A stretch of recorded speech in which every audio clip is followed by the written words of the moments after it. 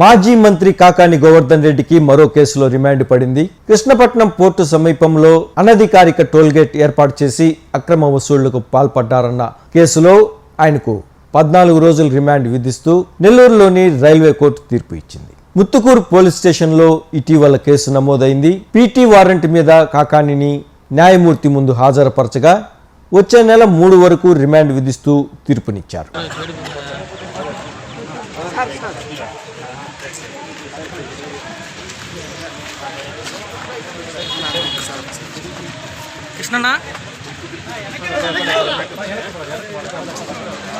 మాజీ మంత్రి కాకాని గోవర్ధన్ రెడ్డికి మరో కేసులో రిమాండ్ పడింది. కృష్ణపట్నం పోర్టు సమీపంలో అనధికారిక టోల్గేట్ ఏర్పాటు చేసి అక్రమ వసూళ్లకు పాల్పడ్డారన్న కేసులో ఆయనకు 14 రోజుల రిమాండ్ విధిస్తూ నెల్లూరులోని రైల్వే కోర్టు తీర్పు ఇచ్చింది. ముత్తుకూరు పోలీస్ స్టేషన్లో ఇటీవల కేసు నమోదైంది. పీటీ వారెంట్ మీద కాకానిని న్యాయమూర్తి ముందు హాజరుపరచగా వచ్చే నెల 3 వరకు రిమాండ్ విధిస్తూ తీర్పునిచ్చారు.